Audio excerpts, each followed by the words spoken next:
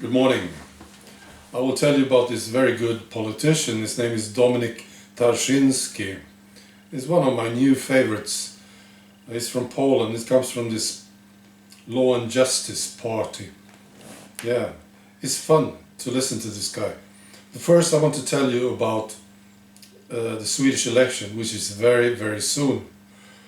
And the nationalist parties may not get into power this time, but still they will have a huge influence on Swedish politics.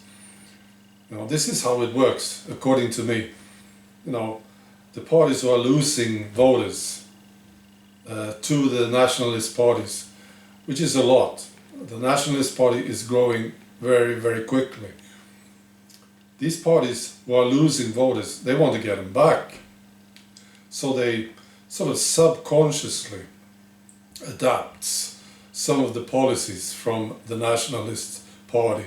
This is already happening. It's been going on for quite some time.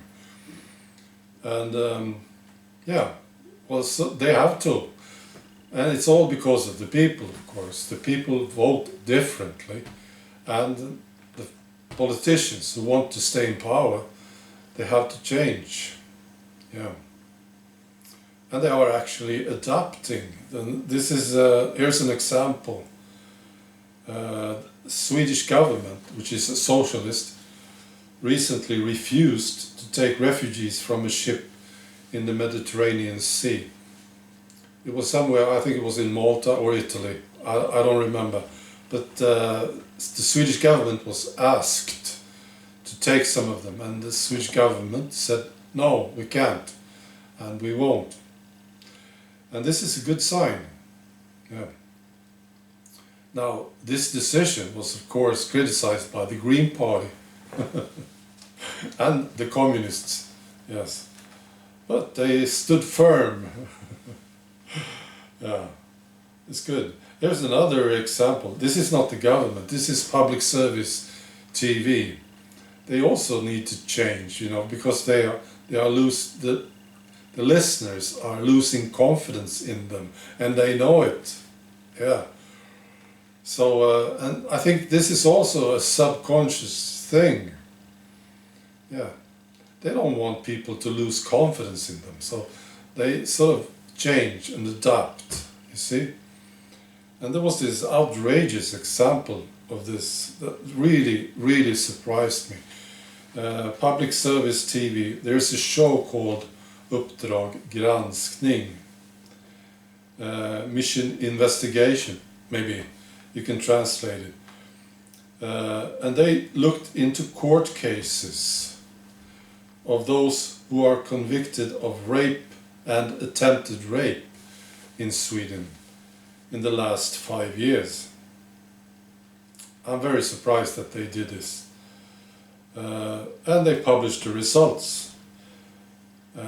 And 58% of those who were convicted in the last 5 years of rape and attempted rape in Sweden are born outside of Sweden.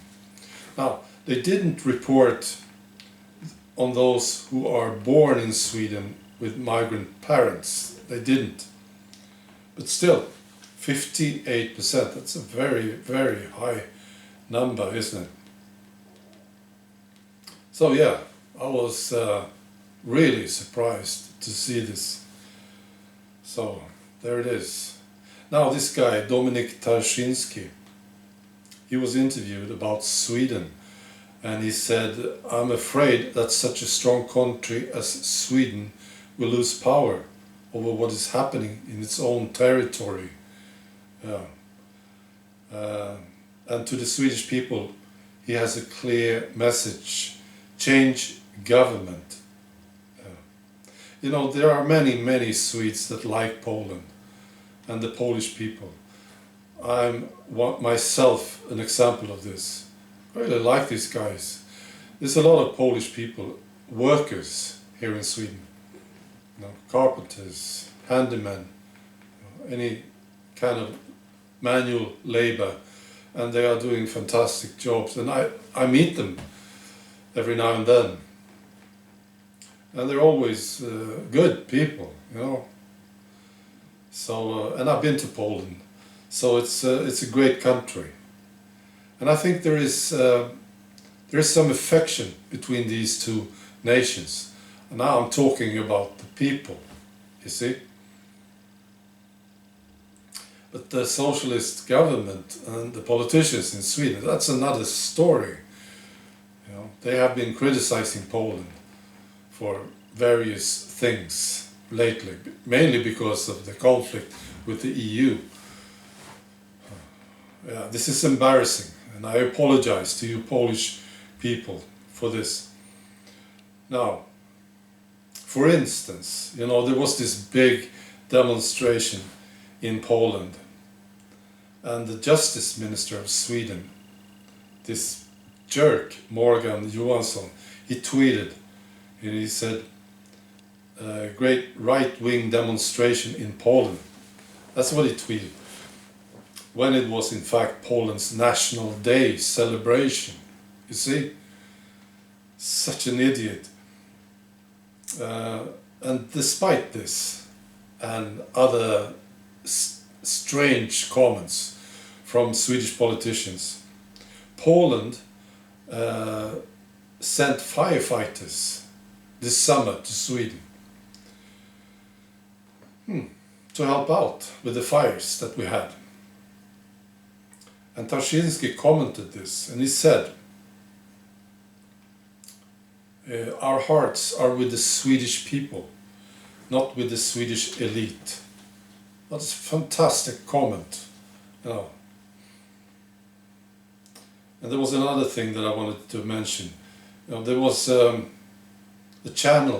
news channel in Poland called Republika, and they looked at Sweden's gender studies and what we invest in gender studies and migration. And they said, well, they don't have, well, it explains that why Sweden lacks resources for its own firefighters.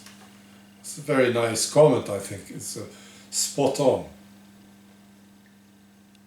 And this prompted the public service TV to react. So they did a fact check on this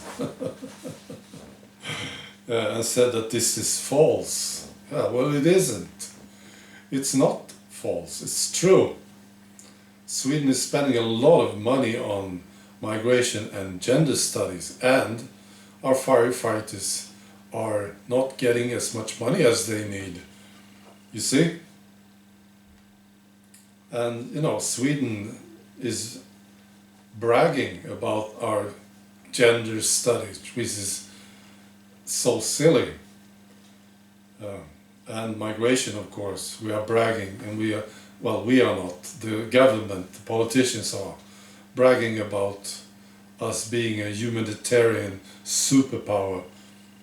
So this was, of course, very accurate by this Polish news channel, Republika. So, yeah. That's what I wanted to say today. Right. Have a good day. Bye.